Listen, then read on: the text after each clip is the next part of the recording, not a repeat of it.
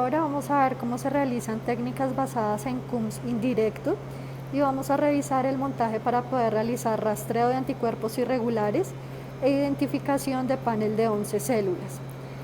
Para poder realizar estas pruebas necesitamos como reactivos 1, las células 1, 2, 3, que son un estuche de células que tienen 3 tipos de células que provienen de donantes caracterizados. Cada una de estas células proviene de un donante de sangre que ha sido fenotipado de manera extendida. Es muy importante que ustedes identifiquen que el antigrama con el cual van a realizar la interpretación corresponde al panel o a las células de rastreo que ustedes están utilizando para realizar la prueba, ya que causas de identificaciones de anticuerpos erróneas o de anticuerpos de especificidad indeterminada pueden deberse a que el antigrama que utilizan para la interpretación de las pruebas no corresponde al lote. Por ello es muy importante dentro de la fase preanalítica poder identificar el lote, fecha de vencimiento de las células reactivo y, como lo hemos visto en otras ocasiones, poder realizar inspección visual de estas células, que deben tener ausencia de hemólisis, ausencia de turbidez y además ausencia de partículas que pudieran indicar la contaminación de las células. En este caso vamos a realizar rastreo de anticuerpos irregulares con células 1, 2 y 3. Tenemos además un panel de identificación de 11 células. Este es un panel convencional. Cada una de estas células, al igual que sucede con las células de rastreo, corresponde a un donante con un fenotipo extendido conocido. Ese fenotipo extendido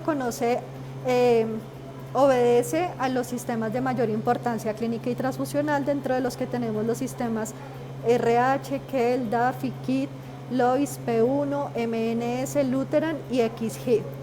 Y recuerden que de acuerdo a los patrones que obtenemos en el antigrama, estos patrones de positivos y negativos, realizamos un proceso de exclusión para poder determinar la especificidad de los anticuerpos. De nuevo es importante verificar que el lote con el que estoy trabajando corresponde, o el lote del antigrama con el cual voy a realizar la interpretación, corresponde al lote del panel con el cual estoy realizando el montaje de las pruebas. Necesitamos también suero poliespecífico de CUMS. Este va a ser de suma importancia para poder revelar las reacciones en las cuales queremos identificar anticuerpos de importancia clínica a 37 grados Celsius. Adicionalmente necesitamos las células control de CUMS, que nos van a permitir validar los resultados negativos obtenidos tanto en rastreo como en identificación de anticuerpos. Otro reactivo que vamos a utilizar es una solución de papaína que nos va a permitir realizar el tratamiento de las células reactivo. En este caso lo vamos a utilizar para la fase de rastreo, por lo cual vamos a tener rastreo en fase de CUMS y rastreo en fase enzimática, recordando que este reactivo lo que va a producir es la desnaturalización de las proteínas o de los antígenos que son sensibles al tratamiento enzimático.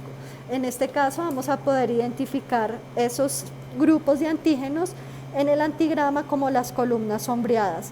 Para este caso podemos identificar que los DAFI, los MNS y los XG corresponderían a sistemas de grupo sanguíneo que sufren modificación cuando entran en contacto con diferentes enzimas. En este caso la enzima de elección es la enzima papaína y los resultados que esperaríamos tener es que si el anticuerpo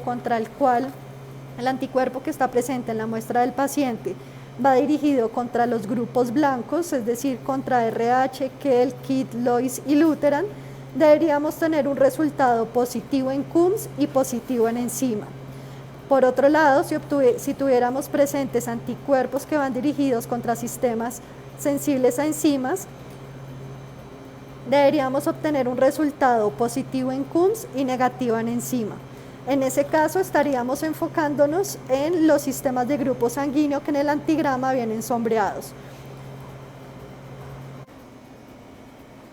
Para poder realizar un proceso de identificación de anticuerpos, la primera etapa corresponde a la etapa de rastreo, en la cual utilizamos las células 1, 2 y 3. Previamente en cada uno de estos tubos he identificado la célula que voy a pipetear y el número de identificación de la muestra.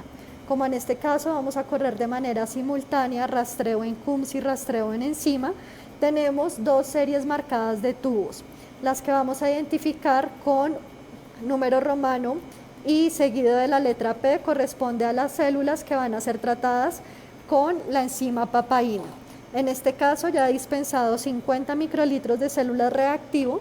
Estas células han sido dispensadas en los tubos respectivos, es decir, 50 microlitros en la célula 1, en la célula 2 y en la célula número 3.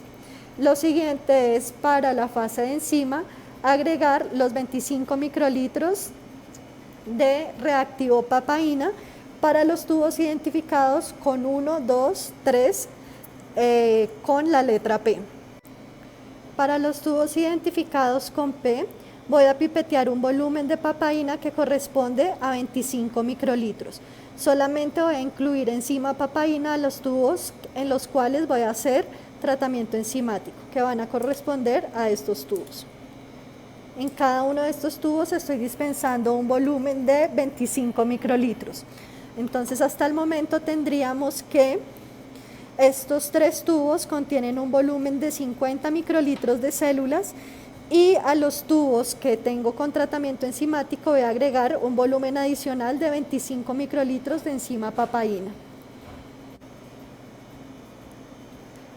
Ahora vamos a proceder a servir la muestra. En este caso tenemos una muestra centrifugada en la cual podemos diferenciar el concentrado de eritrocitos, la capa leucoplaquetaria y adicionalmente tenemos el plasma. De este plasma vamos a tomar un volumen de 100 microlitros para ser dispensado en cada uno de los tubos.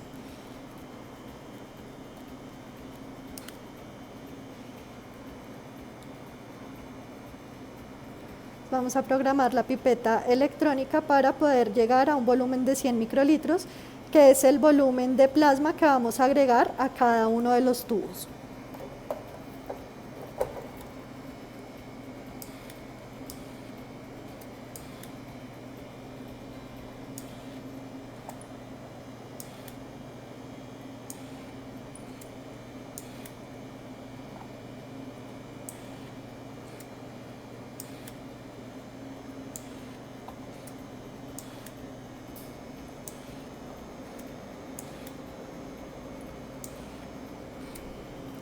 Tendríamos la fase de rastreo y en este caso entonces la primera fase de las técnicas en tubo corresponde a que ya tengo la mezcla de todos los componentes necesarios de la reacción, realizo una mezcla suavemente que permita homogenizar todos los componentes del tubo y en la primera etapa para las técnicas en tubo vamos a tener una incubación de 10 minutos a temperatura ambiente, que es lo que se considera fase salina.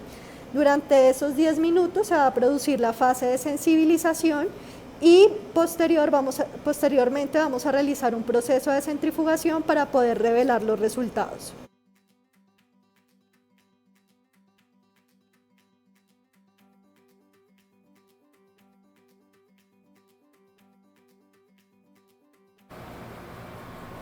Una vez finalizado el tiempo de incubación en fase salina, que puede corresponder a una incubación de 5 a 10 minutos a temperatura ambiente, sigue la fase de centrifugación de estos tubos y la lectura de resultados.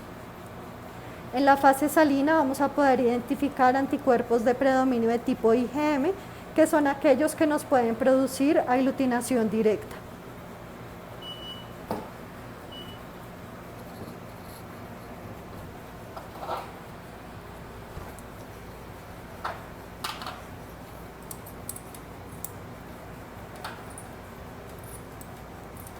Lo que vamos a hacer con estos tubos es poder identificar la presencia o ausencia de aglutinación en cada una de las fases.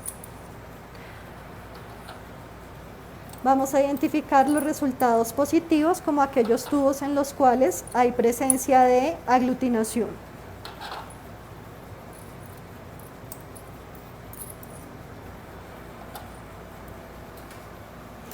Entonces tenemos acá los tubos, vamos a realizar la organización para poder realizar el respectivo proceso de lectura.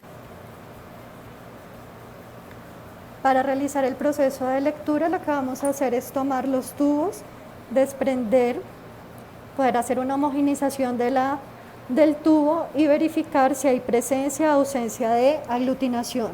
Recuerden que este movimiento debe ser un movimiento suave y preciso que permita desprender los aglutinados del fondo del tubo, pero que debe ser controlado, ya que un movimiento muy fuerte de los tubos nos puede dispersar los aglutinados existentes y podríamos originar un falso negativo en la reacción. En este caso, todos los tubos son negativos para presencia de aglutinación, por lo tanto no identificamos anticuerpos que reaccionen en fase salina. Como pueden ver, tenemos una suspensión homogénea en la cual no se identifica macroscópicamente ninguna presencia de aglutinación. Hasta el momento, con esta fase salina podemos identificar que los anticuerpos presentes no reaccionan por ahora a una temperatura aproximada de 22 grados Celsius y no producen aglutinación directa. La siguiente fase del proceso corresponde a la fase de albúmina, en la cual los mismos tubos que empleamos para realizar la fase salina, es decir, los que tienen la mezcla de las células reactivo y el plasma, y en el caso del rastreo con enzima, que tienen la enzima papaína, vamos a agregar un volumen de albúmina que para el caso de esta técnica corresponde a 150 microlitros. La albúmina va a ser un potenciador de la reacción antígeno-anticuerpo y posterior a adicionar la albúmina vamos a llevar esta reacción a una temperatura de 37 grados Celsius y a un proceso de incubación durante 15 minutos. Durante esta fase de incubación se va a producir la sensibilización de los anticuerpos y vamos a poder identificar anticuerpos que puedan tener amplio rango térmico, es decir, que reaccionan desde la temperatura ambiente hasta los 37 grados Celsius y que sean potenciados por la albúmina. En este caso estamos utilizando albúmina al 6%. Estos tubos van a ser sometidos a un proceso de incubación en un baño serológico durante 15 minutos, un baño que debe tener un control de temperatura para garantizar que durante todo el tiempo de incubación la temperatura va a corresponder a 37 grados Celsius.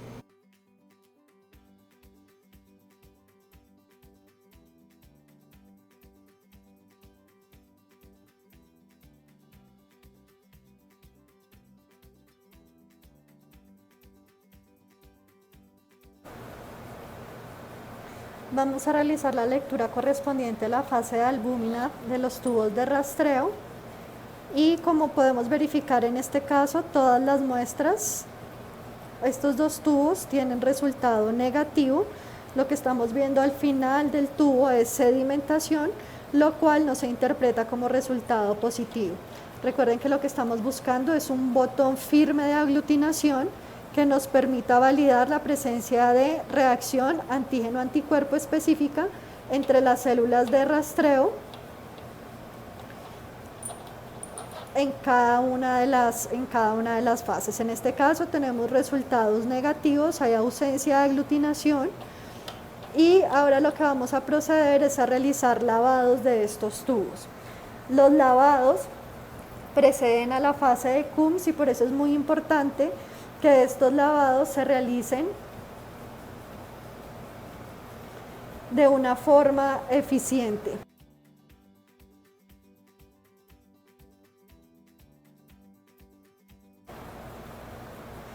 Ahora, ¿qué vamos a hacer con cada uno de estos tubos? Lo que vamos a hacer es añadir 2 gotas de antiglobulina humana en cada uno de los tubos. Previamente yo he agregado 100 microlitros de antiglobulina humana. En este caso tenemos la antiglobulina, que es el suero de Coombs. Este suero de Coombs es un suero polivalente, poliespecífico. En este caso tenemos un suero de Coombs verde, en el cual hay presencia de IgG y anticomplemento. A cada uno de los tubos se ha agregado 2 gotas de suero de Coombs, ya se encuentran en esta fase, y lo que nos va a permitir revelar este reactivo son aquellas reacciones de sensibilización que se produjeron necesitamos que todo el suero baje al tubo porque la reacción debe ser homogénea. Y lo que les quería decir es que lo que vamos a garantizar con este suero de antiglobulina es que las reacciones que sucedieron durante la fase de albúmina a 37 grados Celsius, pero que no pudieran evidenciarse a través de reacciones de aglutinación después de la centrifugación, puedan ser evidenciadas a través del componente IgG del suero de Coombs. Recuerden que este componente IgG, esta antiglobulina humana anti-IgG, es la que va a favorecer la aglutinación de los glóbulos rojos sensibilizados que durante la fase de albúmina hayan encontrado su respectivo antígeno y se hayan unido. Vamos a producir la centrifugación de estos tubos. Si ustedes se dan cuenta, estos tubos quedan como con una coloración verde, que más adelante, cuando se realiza el proceso de centrifugación, va a ser más evidente y nos va a permitir validar que el reactivo sí fue agregado a la reacción, y por lo tanto, si obtenemos resultados negativos, esperaríamos que esos negativos se deban o estén asociados a una ausencia de reacción antígeno-anticuerpo. Vamos a leer la fase de Coombs de los rastreos. Entonces tenemos las células 1, 2 y 3 correspondientes a fase de Coombs y la fase en enzima, pero que también llegó a fase de Coombs. Entonces recuerden que estos que tienen la P, las células fueron tratadas con enzima. Entonces lo que vamos a verificar, si ustedes se dan cuenta, tenemos un sobrenadante verde que indica que el suero de Coombs sí fue añadido a la reacción. ¿Qué es lo que tenemos que hacer entonces? Hacer el movimiento de los tubos para poder evidenciar si hay presencia o no de aglutinación. En este caso podemos darnos cuenta que tenemos presencia de aglutinación en la célula número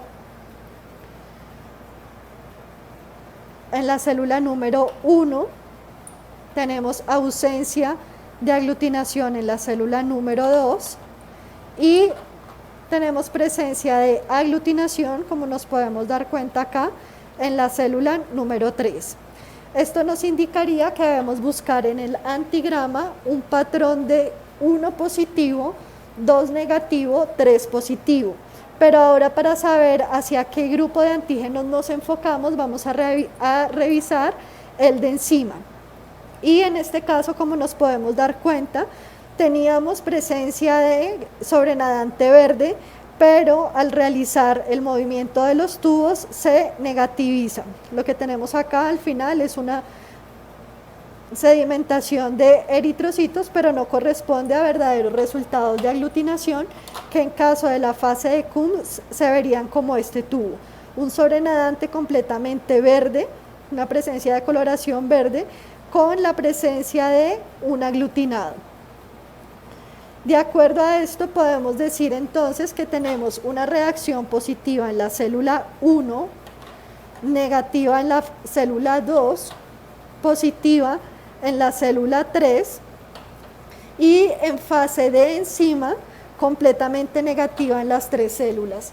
Por lo cual, al realizar el análisis en el antigrama, vamos a enfocarnos en el grupo de células que están identificadas como sombreadas, ya que este resultado en enzima nos indica que el posible anticuerpo va dirigido contra un antígeno sensible al tratamiento enzimático.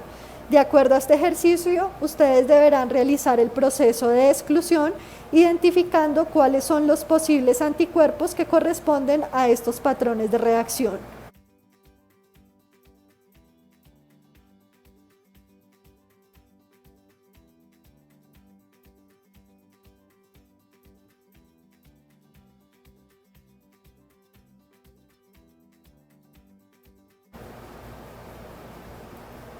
Ahora vamos a realizar la lectura en fase de Coombs del proceso de identificación de anticuerpos.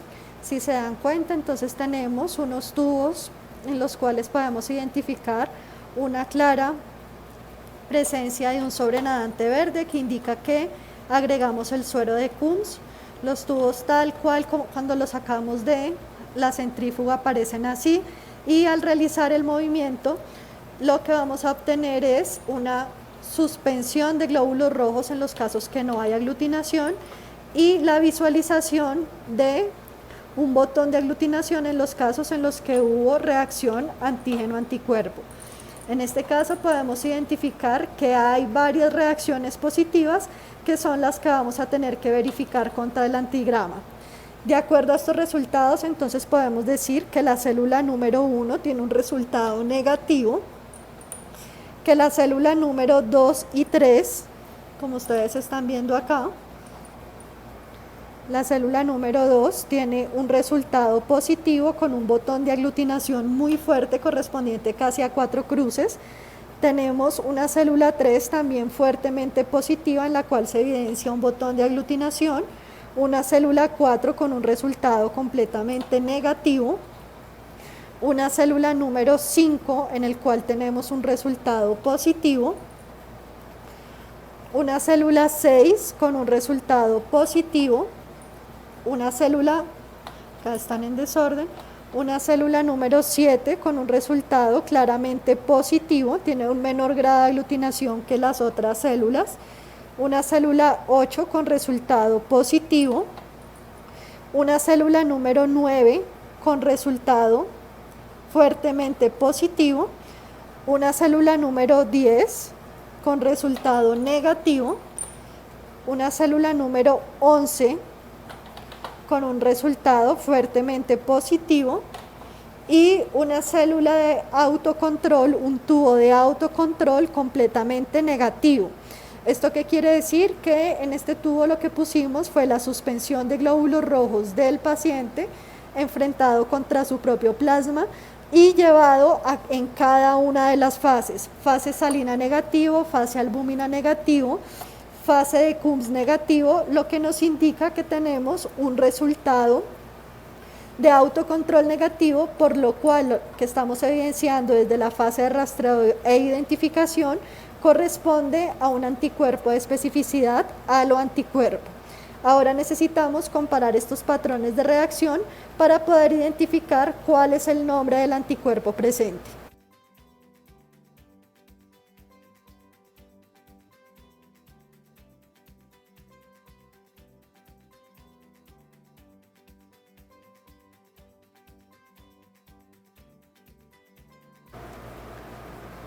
Teniendo en cuenta los resultados negativos que obtuvimos en la fase de rastreo de anticuerpos, hemos seleccionado las células que no tuvieron presencia de aglutinación en la fase de Coombs, la célula número 2 de fase de Coombs y las células 1, 2 y 3 que fueron sometidas a tratamiento enzimático y luego sometidas a fase de Coombs.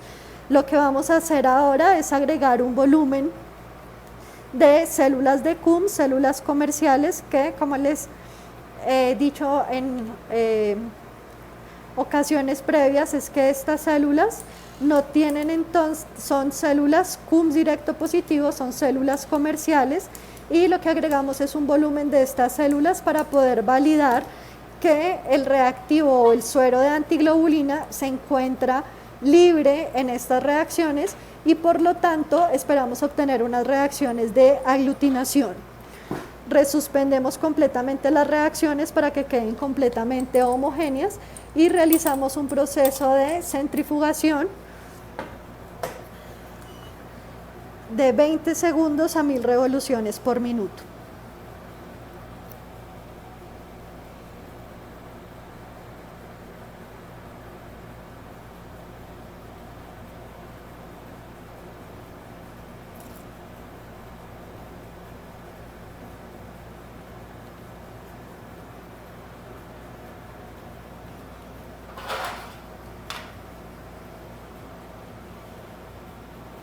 Lo que vamos a hacer es sacar los tubos y validar que en todos obtengamos reacciones positivas.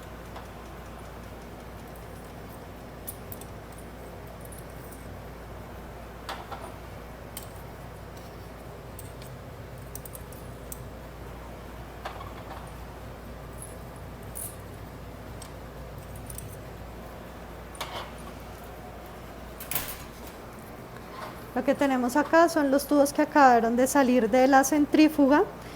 Tenemos la célula número 2 en Coombs que nos había dado originalmente negativo y vamos a organizar las células que tenían tratamiento enzimático, que son la célula 1, 2 y 3.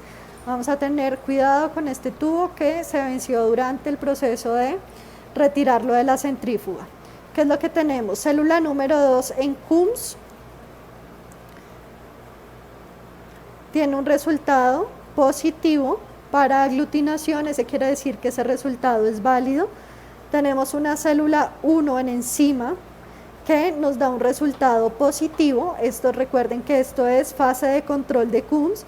Tenemos otra célula número 2 que nos da resultado positivo y una célula número 3 que también nos da un resultado positivo. Esto quiere decir que estos resultados de rastreo se pueden validar, ya que obtuvimos resultados positivos en la fase de control de CUMS en todas aquellas células que inicialmente habían dado un resultado negativo. Teniendo en cuenta que en nuestro proceso de identificación obtuvimos células con resultados completamente negativos, lo que necesitamos validar es que ese reactivo de antiglobulinas estuviera funcionando correctamente. Recuerden que tenemos unos resultados caracterizados como positivos en los cuales hubo presencia de aglutinación, un botón fuerte con un sobrenadante verde que nos indica que si agregamos el reactivo. Es decir, que estos resultados negativos no se deben a la ausencia de reactivo de CUMS en la técnica. Lo que podría pasar es que si los lavados no fueron eficientes durante las fases previas o el reactivo no se encuentra en los parámetros de calidad que debería cumplir para producir reacciones positivas de aglutinación, estos resultados podrían ser falsos negativos, por lo cual vamos a llevar a una fase de aglutinación o una fase de control con células CUMS, agregando un volumen de estas células para verificar que verdaderamente estos resultados son positivos. Estas son células comerciales en las cuales ya se sabe que tienen un resultado positivo, son células CUMS directo positivo.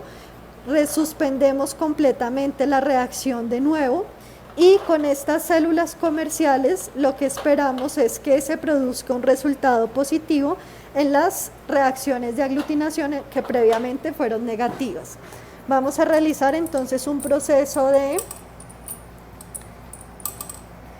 centrifugación para poder evidenciar si las células, si estos reactivos están funcionando adecuadamente. Esperamos que en todos estos resultados, en todos estos tubos que acabamos de montar, obtengamos un resultado positivo. Si ese resultado nos da positivo, nos va a permitir validar que esos resultados negativos sí corresponden a ausencia de reacción antígeno-anticuerpo y por lo tanto que el antisuero de CUMS estaba en correctas condiciones para poder realizar la determinación de anticuerpos de importancia clínica.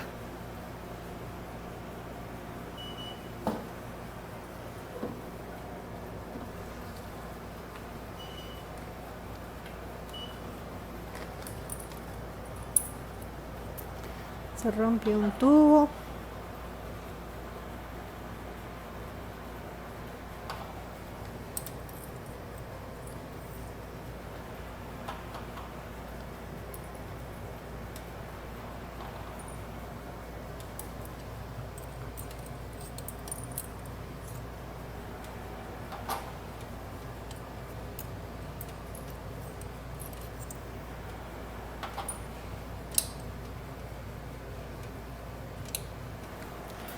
Listo, tenemos nuestros tubos y tenemos que tener cuidado porque acá tenemos un tubo de autocontrol que se rompió. Tenemos célula 1, célula 4, célula 8, célula 10 y autocontrol. Todos estos resultados deberían ser positivos, entonces vamos a verificar. Continuamos con el sobrenadante verde que nos indica que el suero de antiglobulina está presente y vamos a evidenciar si hay presencia de aglutinación o no. Entonces lo que hacemos es resuspender estas reacciones y como nos damos cuenta hay presencia de aglutinación. Tenemos presencia de aglutinación en el tubo 1 después de agregar células de CUMS. Miren que tenemos un botón completamente compacto tenemos un resultado positivo en la célula 4, hay presencia de aglutinación, eso quiere decir que el resultado inicial negativo de esta célula era válido.